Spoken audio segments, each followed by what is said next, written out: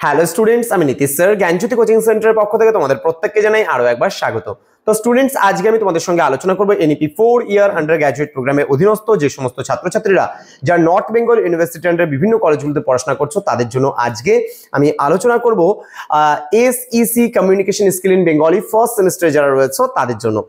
তো চলো শুরু করছি আজকের ক্লাসটা। আজকের আলোচনার বিষয় হচ্ছে দলবদ্ধ আলোচনা বা গ্রুপ ডিসকাশন। তোমাদের চতুর্থ অধ্যায় যে রয়েছে সেই চতুর্থ অধ্যায় থেকে অতি গুরুত্বপূর্ণ 2 নম্বরের যে প্রশ্নগুলো রয়েছে সেই প্রশ্নগুলোকে নিয়েই কিন্তু আজকে আমি আলোচনা করব।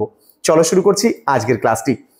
প্রথমত তোমাদের বলে রাখি, যারা এখনো আমাদের চ্যানেলটিকে সাবস্ক্রাইব করোনি তারা অবশ্যই চ্যানেলটিকে সাবস্ক্রাইব করে পাশে থাকা বেল আইকন অল প্রেস করে দেবে, যাতে নেক্সট টাইম থেকে কোনো ভিডিও আপলোড করলে তার নোটিফিকেশন তুমি সবার আগে পেতে পারো।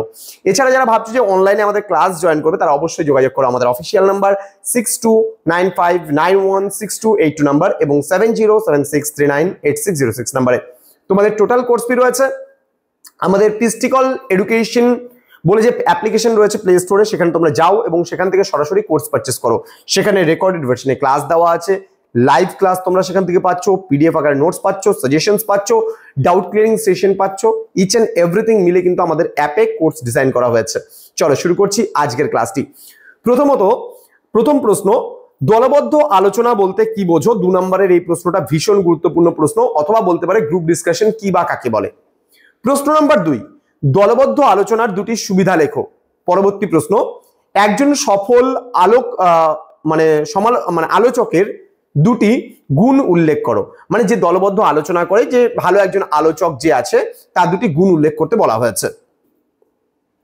প্রশ্ন নাম্বার 4, দলবদ্ধ আলোচনায় কোন দুটি বিষয় এড়িয়ে চলা উচিত? আবারও বলছি, দলবদ্ধ আলোচনায় কোন দুটি বিষয় এড়িয়ে চলা উচিত? ওকে, খুব ভালো করে পড়বে এই প্রশ্নটা। পরবর্তী প্রশ্ন, একজন ভালো শ্রোতার দুটি বৈশিষ্ট্য উল্লেখ করো। একজন ভালো শ্রোতার দুটি বৈশিষ্ট্য উল্লেখ করো।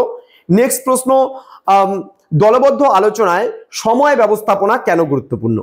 দলবদ্ধ আলোচনায় সময় ব্যবস্থাপনা কেন গুরুত্বপূর্ণ? পরবর্তী প্রশ্ন, একটি সফল দলবদ্ধ আলোচনার দুটি পূর্ব শর্ত উল্লেখ করো।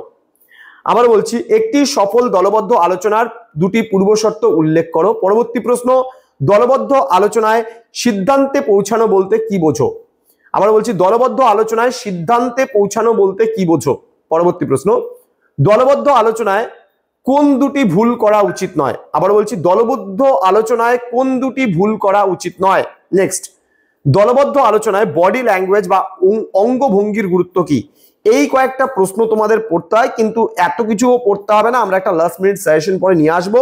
তোমরা ফার্স্ট সেমিস্টারে যারা রয়েছে 2 নম্বরে কোন কোন প্রশ্নগুলো পড়া উচিত এই নিয়ে আজকে আলোচনা করলাম। পরবর্তী ক্লাসে আলোচনা হবে প্রশ্নমান 3 জন্য তোমরা কোন কোন প্রশ্নগুলো পড়বে সেই নিয়ে। দেখা হচ্ছে খুব তাড়াতাড়ি আরো একটা নতুন ভিডিও নিয়ে। তোমরা প্রত্যেকেই ভালো থেকো, সুস্থ থেকো। Thank you so much, thanks for watching after all. Thank you.